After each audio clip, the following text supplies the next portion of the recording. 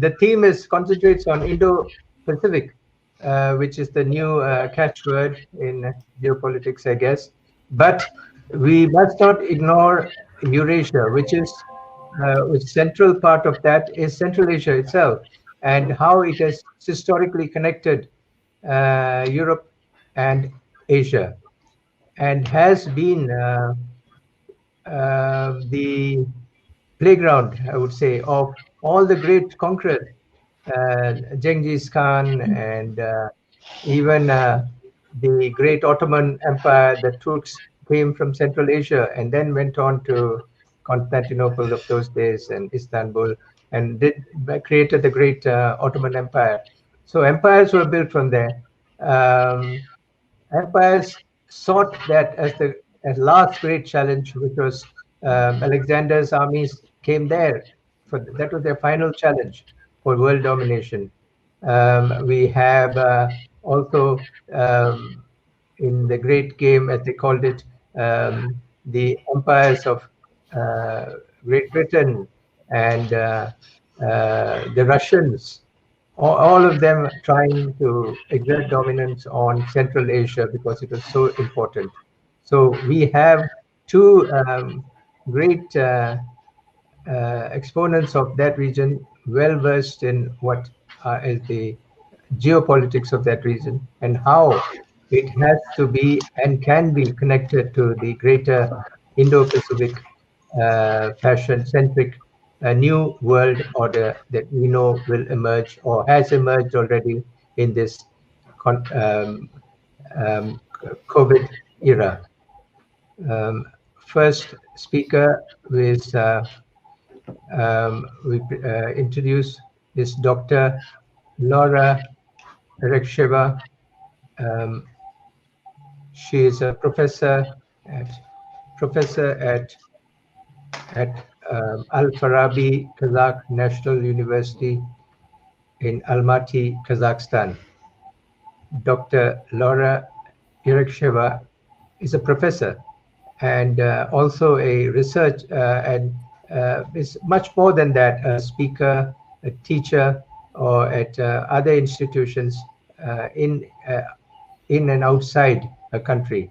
Her areas of research include religious identity, nation building, social cohesion in Central and South Asia. She authored and edited several books, including India, China, Central Asia, in cooperation with UNESCO. She authored reports on international migration in Central Asia and has a forthcoming publication, Youth of Central Asia, Challenges for Peace Building. She was awarded the Distinguished Alumni Award by the Indian Council for Cultural Relations of the Ministry of External Affairs of India in 2017. Without further ado, Dr. Laura Yerekesheva, please present your case. Thank you very much, Mr. Moses. Thank you, the organizers, and also from Mr. Peter Riemele from Konrad Adenauer Stiftung. And as you absolutely rightly mentioned, today we're going to speak about the land massive of space, which is called Eurasia, and how the concept of Eurasia or Eurasian space relates to the new conceptual spatiality, whether it is possible to link to Indo-Pacific, and if yes, and practice at all. So the concept of the space really is a very profoundly impressive one when it comes to its practical implications. As a student of history, space and time are eternal categories or axes or frames of which influence the flow of time everywhere. So Fernand Braudel, the famous scholar, one of the founders of the School of Annals in France, once, for example, regarded such space like, say, Mediterranean Sea as a principal shared space around which evolved different worlds. First of all, economic worlds, as he mentioned. So because since trade, material cultures and exchanges dominated that sea from times immemorial and formed various civilizations.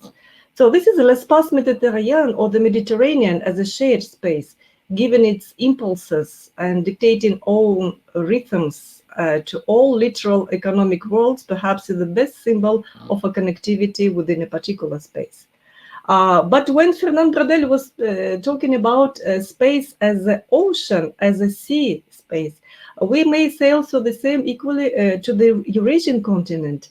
Eurasian continent, which is also by itself, by geographical definitions, by the material cultures, various exponents of it, by the different civilizations, also could be regarded as such one.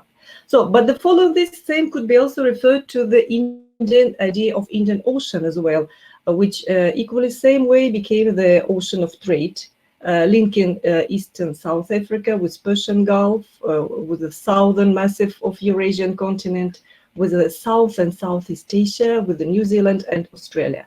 So it is in this shared space where the ancient and medieval trade flourished, and where the missionaries, preachers of all religions, like Hindu, Buddhist, Zoroastrian, Christian, Islamic, masters and artists of all kinds crossed these border lines and thus linked these cultures. So it is through this ocean, by the way, when famous Prajna Paramita Sutra from India found own specific forms in Indonesia, or the other sample, when Panchatantra became known as, under the other name, Halila Vadimna, became known later in Persian, then in Arabic languages, and then in Europe. So when we look at this space as the shared one, we could envisage the free flow of people, of course, of goods, ideas, services, what if we use economic terms, we could label and speaks about integrational levels, and the practically could presume the need for, of course, some regulatory functions, special bodies as well. So in other words, trade and joint activities, as well as rules that regulate trade and activities, comes to the fore to this or that shared space. And trade paves the way towards infrastructure, of course, and consequently towards connectivity, development, and this becomes a crucial factor of the shared space. Yesterday, we listened very carefully to Professor Kishore Mahbubani, who was absolutely telling things that the trade and growth of trade was a very huge stimulus for opening the countries, particularly as Vietnam and other parts of Southeast Asia region is concerned. So we could speak today about the same as application towards Eurasia.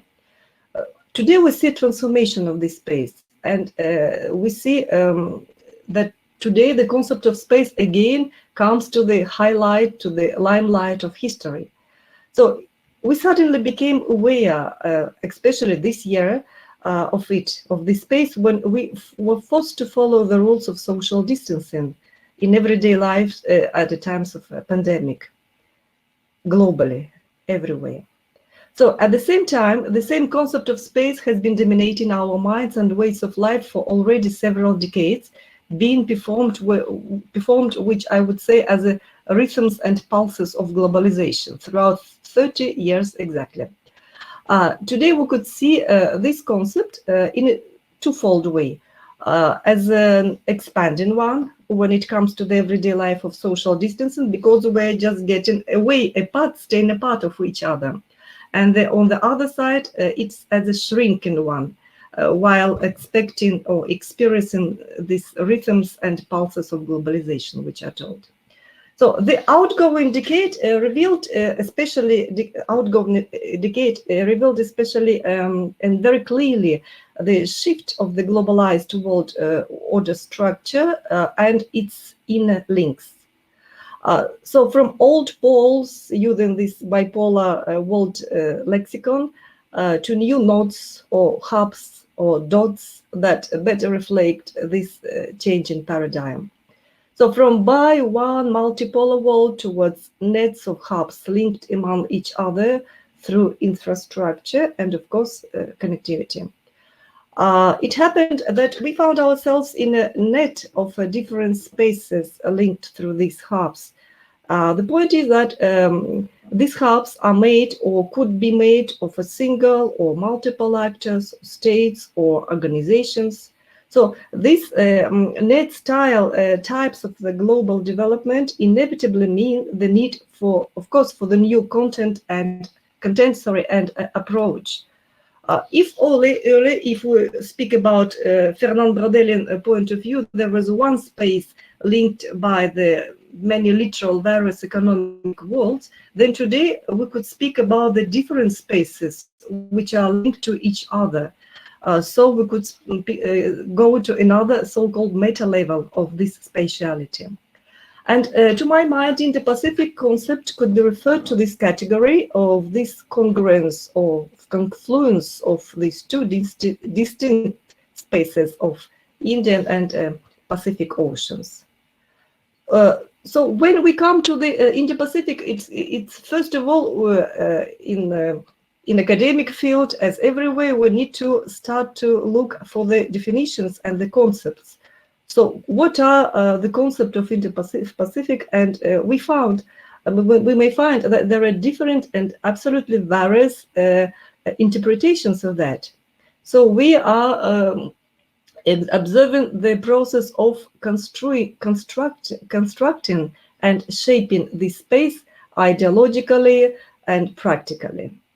If we look from the lowest or basic level, which is a biological or geographical one, from this point of view, the Indo-Pacific is a very special biological zone that excludes Arctic and Antarctic, or these polar zones of Indian Pacific Oceans, which biological dimension of Indo-Pacific definition gets repercussions in the geopolitical and geostrategic ones. However, when the geography and geobiology defines the space and habitat in its very clear forms and terms, then the geopolitics and geoeconomy may draw sometimes very different and even contradicting lines, completely different lines. For example, for France, yesterday was listening to Peter Riemele from Konrad Adenauer Stiftung. He was talking to us about the German perception of this concept on the institutional level, and told us that we're going to expect more activities coming from other countries of EU starting already next year. I would say also that France became out of perhaps one of the first among the EU countries, started clarifying the Indo-Pacific terms and particularly this space, which for France extends from the shores of East Africa and Southern Africa to the coast of North, Central, South America. So, and alternatively, for United States, it is the frames of the Indo-Pacific stops at the western coasts of India, shores of India. As in 2017 National Security Strategy of United States of America, they were clearly defined the Indo-Pacifics from the west of India, western shore of India, to the west of United States. So, of course, for ASEAN, which we yesterday also heard a lot of representatives speaking about this particular part of Indo-Pacific, ASEAN asserts its own centrality, because ASEAN and particularly Indonesia may find itself as a linking hub between exactly both geographically and now also geopolitically, linking the Indian and Pacific Oceans together. So for India, of course, for India, as under which name the Indian Ocean had been given name at all, and which is a cause of pride in a historical sense of this word. So for India, India views the Indo-Pacific largely through its look-east policy and the space, which of course includes the whole Indian Ocean, entire Indian Ocean, and that has been historically justified. So this diverse understanding of Indo-Pacific, of course, may be caused by specific and strategic and practical reasons by each countries involved in this process. What could be the consequences of different conceptualization of this space? The consequences could lay in the fact of the various approaches, and first of all, practical approaches. So So when we spoke about U.S. concept of Indo-Pacific, of course, it has been articulated throughout the decade, but more particularly by the Trump administration as a free and open Indo-Pacific. And with this, the Americans construe and shape and give special meaning for the practical necessary policy which are they going to pursue, like a free and open space, free for trade, which could be a counter narrative to a potential so-called Sino-centric restructuring of the world. And that practically has been manifested in the changing of the rebranding of the name from Pacific Command, particularly in U.S. Army, into the Navy, into the Indo-Pacific Command. Equally same way in some countries like in Australia, which became very much concerned with this concept because it is may find itself in very specific positions, like needing to respond to the economic encroaches, let's say, or by China on the one side, and to reconcile this economic dependence on China and with its strategic alliance with the United States. So for Australia as well, in Australia's Defence White Paper in 2013, this concept has been conceptualized. When we speak, go to further, to this further, another parts of the Eurasian continent, French President Emmanuel Macron in May in 2018 made this term Indo-Pacific as a concept of French foreign policy for the first time. And of course, France's ideas or perception of this space differed substantially in its objectives. Because, of course, we know that France has its own interests in the Indian Ocean as well, and historically, the so-called former foreign territories. But the idea behind is to confront and to counterstand the expanding so-called domination of China in this region. And at the same time, France was uncomfortable seeing the growing divide between USA and China.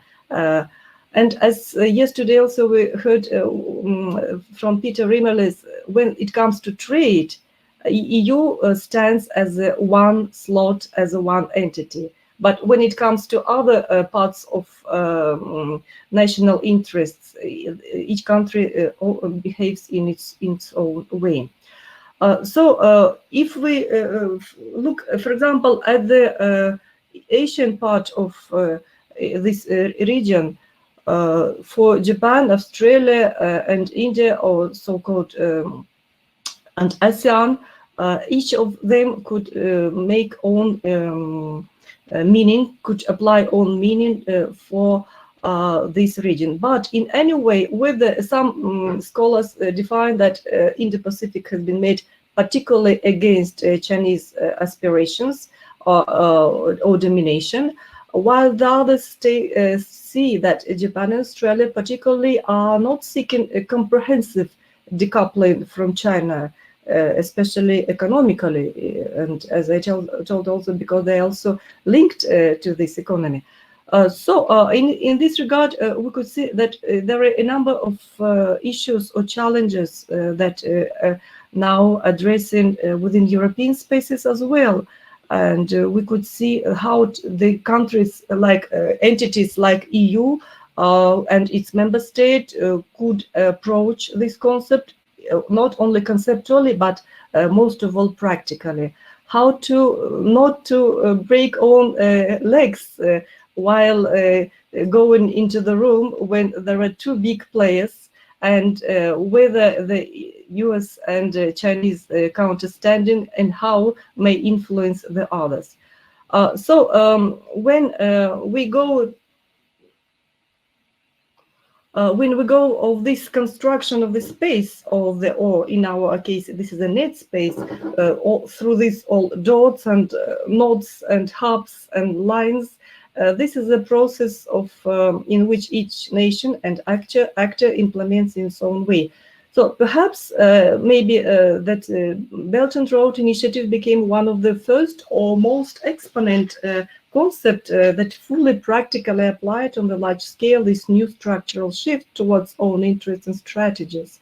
And the seeming paradox of this China support concept, I mean talking now about BRI, is in the fact that the multitudes of links between different actors, participants, linking them horizontally, seemingly horizontally through these all continental and maritime lines, actually comes out to be vertical, strictly vertical, whereas one so-called cybernetic control or Beijing-based spot regulates and programs the whole network's activity.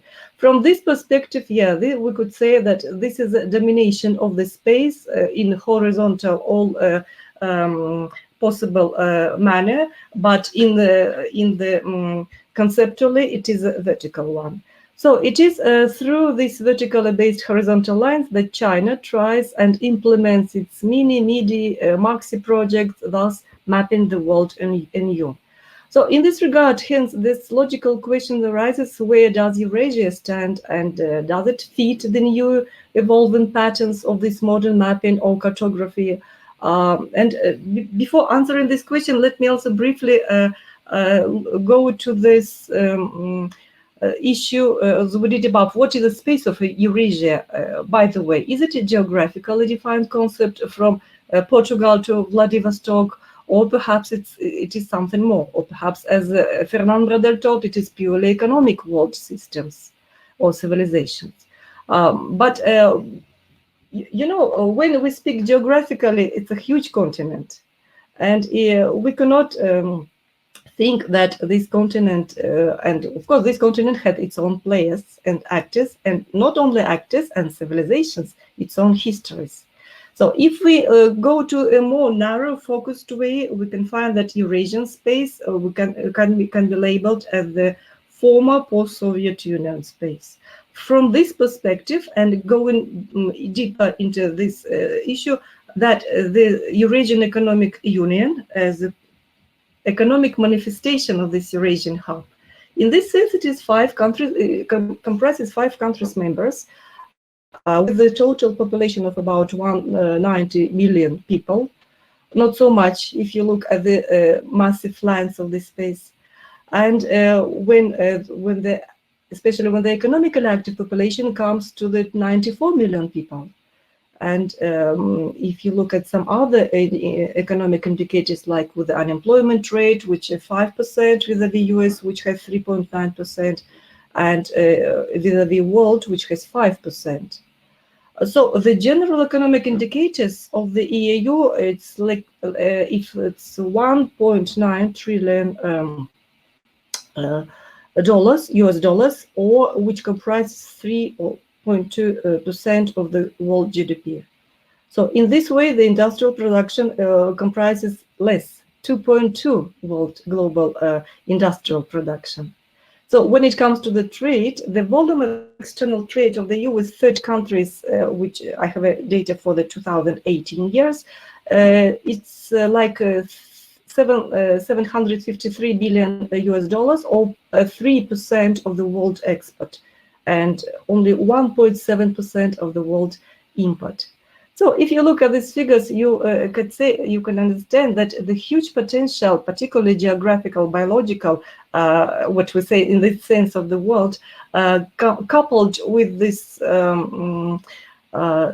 not fully coupled with labor resources or with this industrial production activity. The other very important indicator for Eurasian, this is infrastructure. It's natural because, as in any space, especially such a huge massive of lands, without almost no access to the water except for the northern part towards Arctic. So this infrastructure matters a lot. As for rail mileage, Eurasian Economic Union has 80% of the world coverage of all rails, when the stretch of the roads 2.7% of the world data. So also at the same time, when it comes to the proportion of the population which have internet access, this is 83.7% of the population, or if you compare with this global data, that is only 3.9% of the total internet users in the world. What does it mean? It means the huge challenges. It means challenges, especially for the land masses like this, regarding the links and this connectivity, which can bring the different parts of Eurasia with each other and different parts of Eurasian space within other external spaces like Indo-Pacific. So as far as yesterday, I told you that the trade becomes perhaps one of the major indicator in understanding the logics and the flows of development, as in other international intergovernmental entities. Eurasian Economic Union signed several agreements, and its member states. And it's interesting that one of the first agreement on free trade and between Eurasian Economic Union was with the Socialist Republic of Vietnam, and that took place immediately after its initiation, which took place official 1st January 2015, and that negotiation trade agreement had been signed in May 2015. And Kishore Mahbubani, professor, yesterday told that Vietnam was perhaps one of the most brightest exponent of this sample of the trade growth impact towards the opening of economy and its development. So Vietnam quickly and almost used this opportunity, followed by Singapore. Singapore signed the agreement with European Economic Union in 2019. As well, there is, if we're talking about free trade agreement, but when we're speaking about the other categories of trade, like interim agreement leading to the foundation of a free trade area between the Eurasian Economic Union member states, and that took place also with the Islamic Republic of Iran in 2018. As for China, China signed agreement with the EU, Eurasian Economic Union, in 2019, which came into effect last November this year in 2020. That was agreement on the exchange of information of the goods and transport vehicles of international connectivity, which are crossing the borders, the customs borders of the Eurasian Economic Union and China, People's Republic of China. So in this regard, Eurasian Economic Union is a self-sufficient body. Yet this is a body, this is an entity which has yet to be developed further to open its own customs and to promote free trade, and through this to make a huge statement as far as the relations with Indo-Pacific is concerned. Similarly distant, like Indo-Pacific concept of space and Eurasian, particularly Eurasian Economic Union space, yet these spaces are interrelated. Interrelated through particularly such countries as Russia, which has its borders in the Far East and with the Pacific Ocean, and interrelates through the southern part, through the Central Asia, where Central Asia could be extended, also defined differently by different players, like for India, Central Asia, this extended neighborhood. And this explains reflect the history and the flows, huge flows of all resources, of goods, of trades, of religions, ideologies, and whatnot. And if we'll also look at the Central Asia as the comprising of 5 post-Soviet republics of Central Asia plus Afghanistan, it means that Afghanistan becomes very much at the center of these relations, as having, though being landlocked, still having the closer approach towards Indian Ocean through India, through Iran. So what are the implications of this? The implication are that the connectivity, when we are speaking about the concept of the space, these dots and these hubs and these lines are must in today's development. And while maintaining this connectivity, we could maintain trade, we could maintain exchange of and free trade zones and development and whatnot. However, the connectivity is a very weak point as far as Central Asia or Eurasian Economic Union are concerned, in the sense of getting access to the maritime routes, getting access particularly to the Indian Ocean. And in the here lies a huge questions, a huge challenge, and a huge potential to work on. Like, for example, if we're speaking about particularly Kazakhstan and ASEAN, which propose itself as in the middle and as I told, in the crossing zone between Indian Pacific, both geographically and geopolitically. So ASEAN and Kazakhstan started recent years' development showed that they started going a little bit closer towards each other. And though the combined trade turnover between Kazakhstan and ASEAN, particularly in 2017, was only $579 million, which is 0.03% of all ASEAN's total trade with the rest of the world.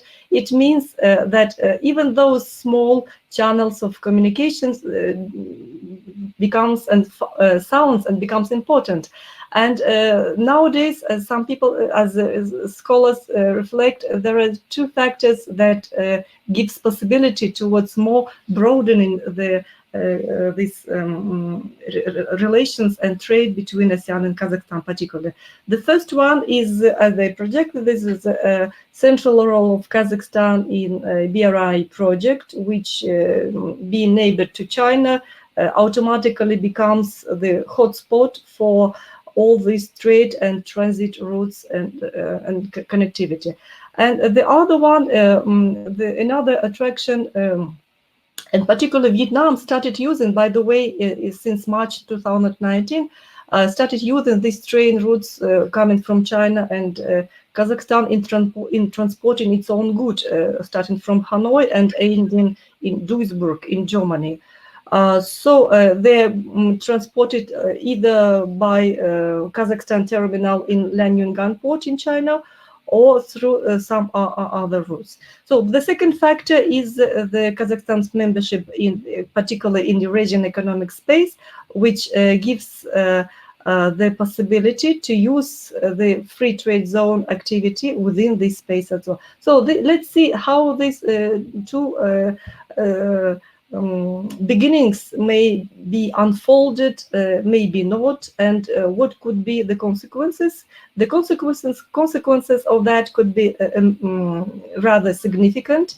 Speaking about not only the trade expansion of and growth of trade between ASEAN and Kazakhstan, for example, or general with the European Economic Union, but also with this possibility of a real reformatting and practical application of this restructuring of the new world order. Same could be confirmed as far as Kazakhstan-India's relations are concerned. As for the 2018 statistics, the total trade turnover between 2 countries was just 1.2 billion, though it's a growth out of 2 billion, and almost $1 billion US dollars. That is export from for Kazakhstan, and exports from India was only 224 million US dollars. And as for export from Kazakhstan, it mainly raw and materials, routes, all. This is also poses a challenges towards the diversification of the production of the trade, and the first and most important nowadays, I would say, this is a technological advancement. And without technologies and without the technological transfer, it is absolutely impossible to achieve this or that target within the immediate or longer perspective. So as for now, the countries of Central Asia, or the countries, particularly Kazakhstan, very much is, and Eurasian Economic Union are, they know this challenge. And in Kazakhstan, we see now this digital Kazakhstan program started 3 years ago, which expanded itself, and COVID pandemics perhaps exposed this process in a way that the digitization of all economies, and not all, but at least major segments of economies, of healthcare, of education, becoming now highlighted. And this is a good indicator that Kazakhstan is going to be on the good track as far as its opening, as far as its trade relations with the countries, particularly with those who are in the who involves in the Indo-Pacific space are concerned. On this, I would like to briefly conclude my presentations. Thank you very much, Dr. Laura. That was a comprehensive and very, very interesting point of view on Kazakhstan and how it relates to the rest of the world, and especially the links with India was fascinating.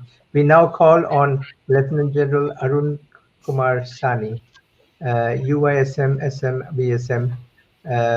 He was the former General Officer Commanding-in-Chief, Southwestern Command, and currently Director General of the Indian National Association of the Club of Rome. His 40 years of commissioned service in the Indian Army included, besides having been General Officer Commanding-in-Chief of one of the 6 operational commands of the Indian Army, at the time of retirement, he had already seen service at a wide range of theaters, if you can say, from the purely military to the civilian, when he was posted in Moscow as a military diplomat. He's an alumni of the National Defense Academy, Indian Military Academy, where he was awarded the Sword of Honor and the President's Gold Medal on being commissioned in 1976. He was awarded the SM and VSM while in service in operational areas. UYSM for command of the Operational Corps in the Northeast, and PVSM for his meritorious service in the Army. In addition, he has been awarded the Chief of Army Staff Commendation Card twice. Presently, he's mentoring startups in the domain of cyber, robotics, and artificial intelligence, all in the area of pro bono work, which means he doesn't accept remuneration. A trustee of an environmental policy group that he actively steers. He is also on the managing board of a reputed public school and a university. An avid sportsman, he has been the vice president of the Indian Polo Association. So here he's an all-rounder in all senses of the best senses of the word. General Sani, the floor is yours. Thank you very much for your very kind words. Firstly, I want to express my thanks to the Global Dialogue Forum and your partners in Germany, and my special thanks to Mr. Moses and Nisha for having got me to come and join this forum and also get a chance to speak and share my views on this area. Well, my romance with this part of the world only started when I got posted as a military diplomat. But then as a soldier, with the dynamics that we have with the region, which is from Afghanistan upwards, northwards and northwestwards, and towards our northeast and the western side, eastern side, our friends from China, I think there is no way that a military man cannot be involved in the readings and understandings and the underpinnings of this region. So in the next about 20 minutes, I'll try and share my views on the subject that has been given to me. And I would like to start by sort of re-emphasizing and just highlighting what Mr. Brzezinski's theory said, that it talked about control of the Eurasian landmass is key to global domination, and control of Central Asia is the key to control of the Eurasian landmass. And I think Sir Halford Mackinder was the first one who actually started this, gave due importance to this area with his heartland theory. He divided this huge transcontinental space into the pivot, inner and outer crescent, outlying islands, secondary heartland. And I think, in my personal view, it is the dynamics of all these separately and their co-jointed impact as a whole that makes Eurasia key to the future world order. I think the importance of Eurasia was once again highlighted by Mr. Brzezinski when he was commenting on the US-Soviet competition. He said the contest between the United States and the Soviet Union represented the fulfillment of the geopoliticians' fondest theories. It pitted the world's leading maritime power, dominant over both the Atlantic and Pacific Ocean, against the world's leading land power, paramount on the Eurasian heartland. The winner would truly dominate the globe. And I think with the collapse of the Soviet Union, we did see the maritime power as such becoming the global leader, and it still is the global leader. We also have to understand the question which Dr. Moses posed right in the beginning. I mean, the Indo-Pacific tends to give you only a maritime dimension of the whole area of interest as per the present, which has been enunciated from the Asia-Pacific, whereas the Asia-Pacific is a more wholesome construct to the dynamics that are emerging in this area and how the future world order would sort of come out subsequently. So before I talk about Eurasia, let me just quickly look at a few pointers on the new world order. I think I would be stating the obvious if I said that the US-led liberal world order that started post-World War II is under stress and undergoing change. And this change is inevitable due to the multitude of reasons, primarily, I think, due to the shift of the economic center of gravity from west to the east, where China is a leading player. There is a revitalized Russia with Plutonomics taking the center stage. We have a diminishing political authority of USA, not really diminishing, but I would say it's taken a hit. And there is an increasing role and hold of non-state actors, which will have to be taken into consideration when we are looking at the future world order. I think if we look at all this, whether we are moving, undoubtedly we are moving towards multipolarity or heteropolarity, as the term is when we take the non-state actors coming into place. And I think this change was very well enunciated in the statement made by the chairman of the Munich Security Conference in 2019, Mr. Wolfgang Isinger. I quote, "The whole liberal order appears to be falling apart. Nothing is as it once was. Not only do war and violence play a more prominent role again, a new great power confrontation looms on the horizon. In contrast to the early 1990s, liberal democracy and the principle of open markets are no longer uncontested, implying that the current international environment is in a state of flux." And on top of it, the beginning of this year, we saw the pandemic, or the start of the pandemic, which started sometime in 19, but really manifested itself in its horrible form across the world, starting off from the early 2020. And this, I think, has changed the way we do things, but I think the ongoing change has got an impetus of its own kind with the pandemic having arrived and all of us grappling with the challenges that it has posed. How do I see the change that is going to happen? I think America continues to be the preeminent military power, but its political authority has been savaged by not too successful interventions in Afghanistan, Iraq, and Libya, and the inaction over Syria. The present president, with his America First policy, walking out of Paris Accord, rescinding and renegotiating old treaties with allies, and moving out from the TPP and giving RCEP a fair chance to develop on its own, dilution of support to and withdrawal from old established institutions like the WHO have all contributed in this shrinking of space and fueling this debate. The transatlantic relationship is experiencing a series of seismic shocks. Western-led globalization has been discredited in many parts of the world post the financial crisis and the Great Recession. Democratization has suffered severe reputational damage, and it is bound to change how we see it. In Europe, the continuing societal problems, we can see what is happening now in France recently. The impact of austerity, widening income inequality, and failure to address the refugee crisis have encouraged the return of populist nationalism. Even in the the first 2 decades of the 21st century has also seen China gradually asserting itself in the economic, political, and diplomatic spheres, while assiduously building up its military capabilities. I think the 19th Party Conference firmly entrenched President Xi Jinping, and I think it has given a further impetus to his regional and global vision. And that is why we see that organizations like the Shanghai Cooperation, SCO, the BRICS, the RIC, the BRI, and now the 16+1, all these are issues that are reflective of the growing confidence of China. And this also has manifested in the military and the security dimension. There is aggressive assertiveness in the South China Sea, the East China Sea, Hong Kong, South Asia, what India is today grappling with in the area of the high reaches of Ladakh, has all displayed that it is going to be a predominant regional, and in its own vision statement wants to be a global power.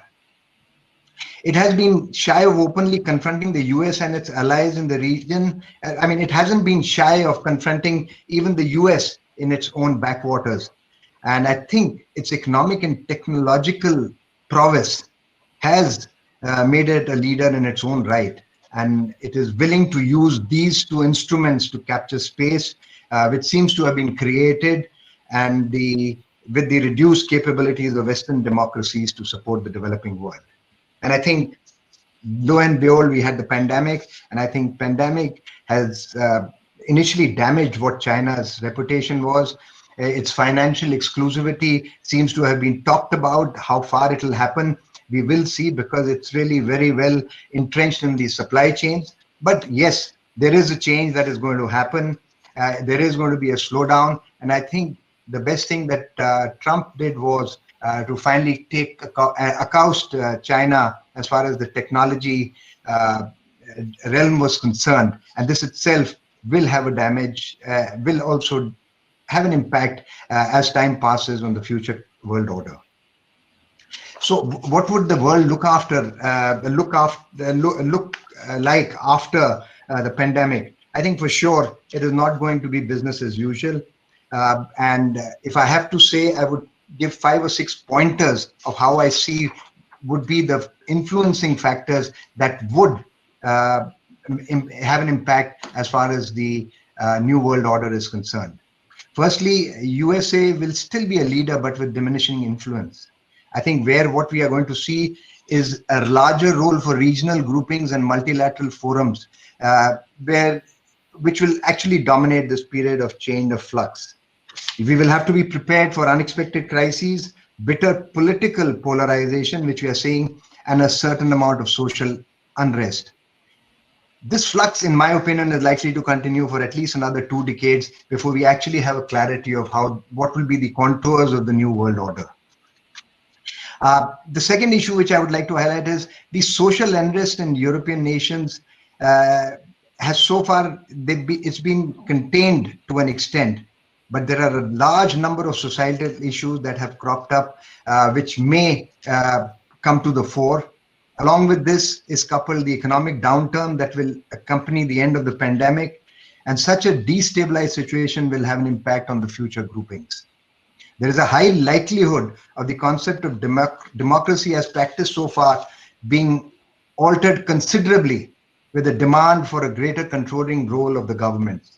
In turn, this will entail individual freedom being sacrificed to ensure greater national security. We are seeing this in the space of cyber and data management. Undoubtedly, this is happening. The obvious fact is that the liberal international order, as was known earlier, has lost its sheen and is unlikely to be resurrected.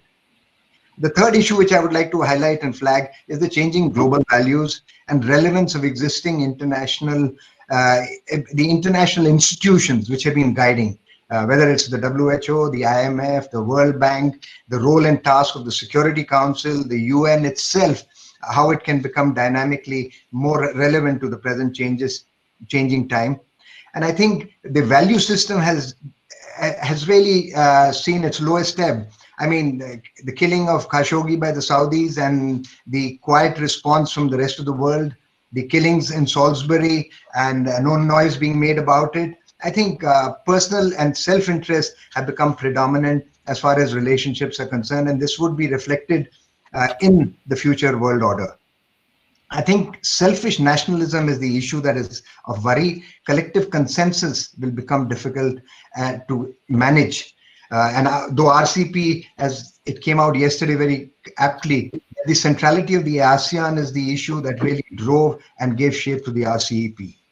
I think the fourth issue that I would like to flag is the role and task of the non-state actors. And it's not movements like Al-Qaeda and ISIS, which are transnational, which do not have national boundaries. But I think it's these financial and technology giants who have come into place.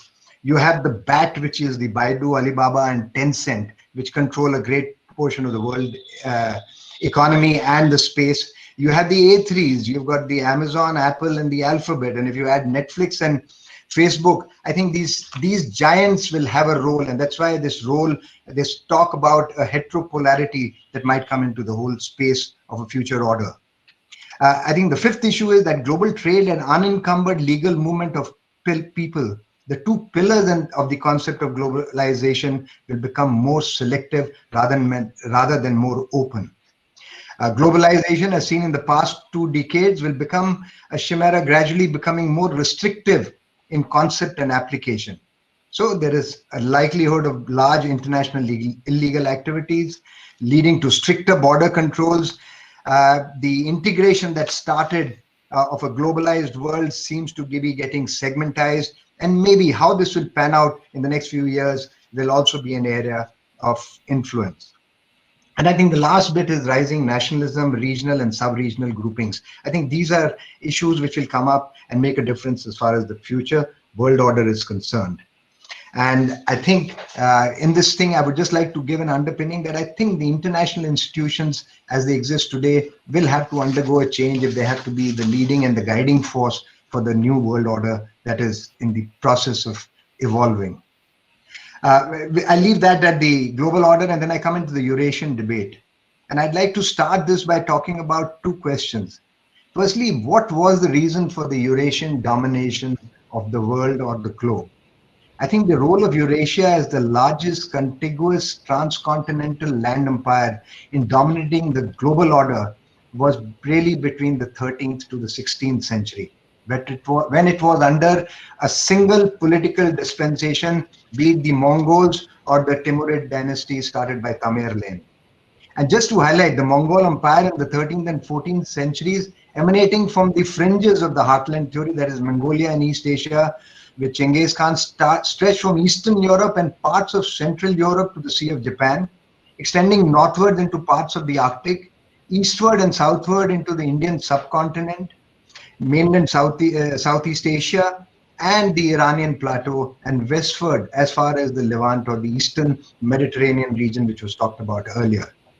And the follow-up Timurid empire, which Tamerlane started, though a little smaller, also was contingent on one basic fact: there was a singular political leadership or writ of this whole transcontinental landmass. The second issue which I would like to just highlight about Eurasia is when we look at the theories of both Mackinder and what Brzezinski said, that is early 20th century really speaking in the 20th century primarily. The Mackinder theory talked about that who rules East Europe commands the heartland, who rules the heartland commands the world island, and rules the world island commands the world. And Brzezinski, which I had quoted earlier, he talked about Eurasian landmass key to global domination and control of Central Asia as fundamental to it. But I think we have to read these statements and study these theories in context of the historical perspective and the role of the dominant power at that time. If you see, Mackinder was that time a Britisher. The British Empire was competing with the Tsarist Russia, and there was a competition in the space here itself. And India knows it much better. I mean, I think we in India realize it much better than any other part of the country, because we were the forefront or the leading northern spire as far as the British Empire was concerned. And when you look at, as far as Brzezinski is concerned, he was talking in context of the two superpowers, the US and the Soviet Union at that time, the NATO and Warsaw powers. So I think when we look at these areas, we have to understand, so when I take, what is my major inference is that Eurasia's dominance was contingent on a unity of political control. And that political control could now be translated into financial and economic control over that complete region. Why is Eurasia again attracting attention? And then I think the Cold War period, when it ended, after that, I think the overtures to harmonize the strength of this has been now steered by both Russia and China. And I think a little bit more about this as I go ahead with my presentation. I think the players of today, as far as the Eurasian subcontinent is concerned, is Europe, China, and Russia. The latter two are contesting for regional domination, leading to global supremacy. And this does not discount the influence of Turkey and its areas around that, impact of the Caspian Basin nation, the role and impact of the Central Asian republics, and also it is not divorced from the events of Iraq, Iran, and Syria. But the issue is that these strategic shifts and the geopolitics of different parts of Eurasia is therefore captured very well in the theory of multipolarity by Brzezinski. And I think this is what the region can dictate. A quick word about all the three players. Europe, with its challenges and shifting economic center of gravity, shifting towards has diminished in stature, and its influence is a little limited. It is trying to reinvent itself, and I think the new form will have a reason, and that's why I said this 2 decades of flux. China is the new boy on the block in the Eurasian subcontinent. And I think why is it interest out here? Because I think on the eastern frontiers in the Pacific, he has been stymied with the impact of the Americans and the Western democracies. I think there is, as he could not move towards the eastern frontiers, he has moved his focus towards the west and towards the area of Eurasia. Russia, on the other hand, with the pushback from the United States and the Western powers, is looking to regain stature and power by developing the Eurasian card with patronymics at play.